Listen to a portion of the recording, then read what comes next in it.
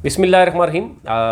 नाज़रीन, एक केस आपके सामने रखा था कि जो आयशा बीबी नामी एक नौजवान लड़की थी, जिसके साथ हमने देखा कि एक ज़्यादती हुई, गैरत के नाम पे उसको कत्ल किया गया रमज़ान मुबारक में। और रोज़े की हालत में जो कुछ हुआ, कुछ उसमें पेशरफ्त हुई है, अहम पेशरफ्त हुई है। एक तो ये आपको बताता चलूँ कि NA-52 इस्लामाबाद का ये हल्का है, यूनियन कौंसिल चिरा है, और आयशा का गैरत के नाम पर कत्ल हुआ। और कत्ल किसने किया? वो उनके अपनों ने किया। दादा से लेके, दादा के चाचे से, दादा के बेटों से लेके सारे अपने अपने ख़ानदान के लोगों ने किया।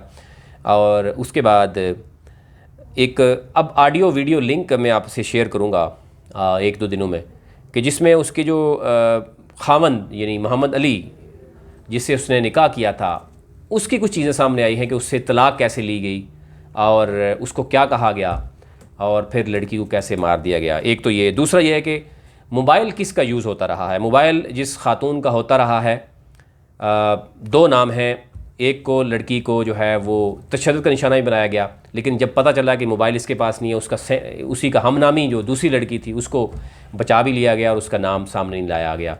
वो कुछ डाटा आपसे शेयर करेंगे कि मोबाइल कौन सा इस्तेमाल होता रहा है। और इससे बढ़कर जो डेवलपमेंट सामने आई है, वो NGO जो है फ़ीमेल के हवाले से जो आवाज़ उठाती हैं, मैडम, उनसे रब्ता हुआ। कल मैं उनका इंटरव्यू भी करूँगा, वो आपके सामने रखूँगा। और इसी तरह जो फ़ीमेल वकला हैं, यानी ख़ुसूसी तौर पर वो भी ख़वातीन के इश्यूज़ को देख रही हैं, उन्होंने भी कल जो है वो चीज़ें ये ली हैं और वो भी केस के ऊपर बात करना। चले, कल मैं उनका इंटरव्यू जो है वो आपके सामने लेके आऊँगा। इसके साथ साथ जो कुछ ऑडियोज़ हैं, कुछ हकीकत है, वो आपके सामने लाया जाएगा कि इवन जनाजा ना पढ़ने के हवाले से कौन कुछ क्या कहता रहा है और जनाजा कैसे पढ़ा गया। इस हद तक दर्दनाक सूरत-ए-हाल रही है।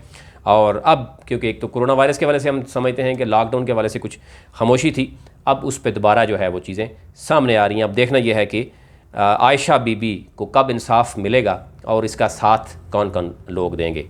तो आप इंतज़ार कीजिए, मैं मज़ीद चीज़ें जो है आपके सामने रखता हूँ। आज तक लिए इतना ही।